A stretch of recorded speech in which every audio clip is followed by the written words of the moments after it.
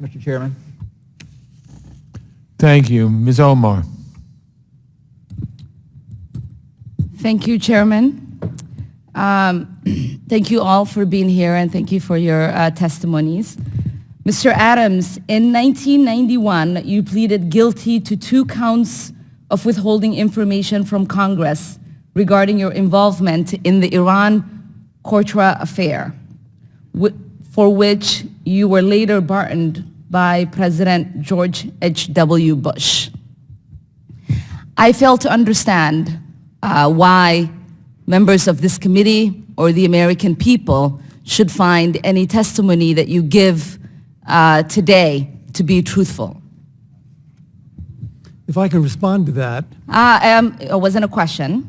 That was not a question. I reserve the right to my time. It is not right. That was not a question. Committee can attack on February a witness 8th, who is not permitted to reply. That was not a question. Thank you for your participation. On February 8th, 1982, you testified before the Senate Foreign Relations Committee about U.S. policy in El Salvador. In that hearing, you dismissed as communist propaganda report about the massacre of El Mozote, in which more than 800 civilians, including children as young as 2 years old, were brutally murdered by U.S. trained troops. During that massacre, some of those troops bragged about raping a 12-year-old girl before they killed them. Girls before they killed them. You later said that the U.S. policy in El Salvador was a fabulous achievement. Yes or no, do you still think so?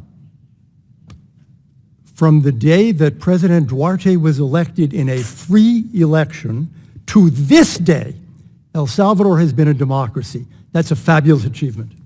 Yes or no, do you think that massacre was a fabulous achievement that happened under our watch? That is a ridiculous question, and I yes will not or no? No. I will take that as a yes. I am not going to respond to that kind of personal attack, which is not a question.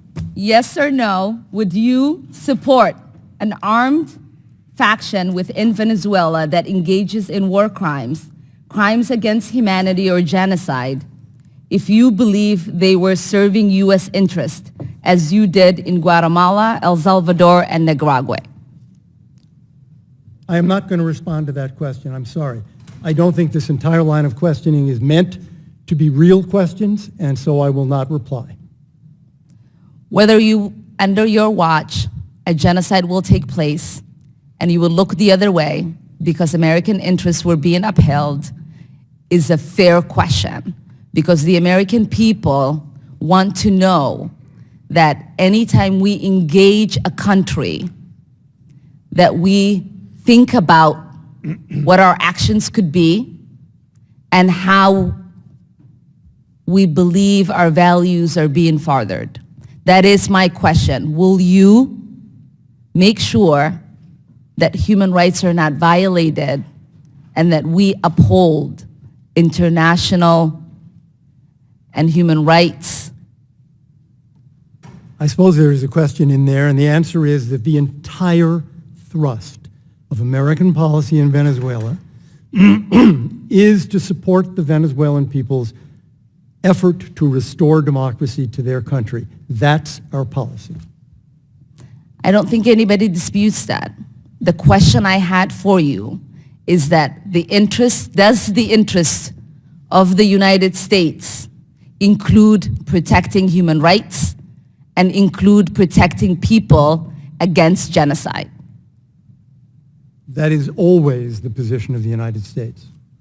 Thank you. I yield back my time.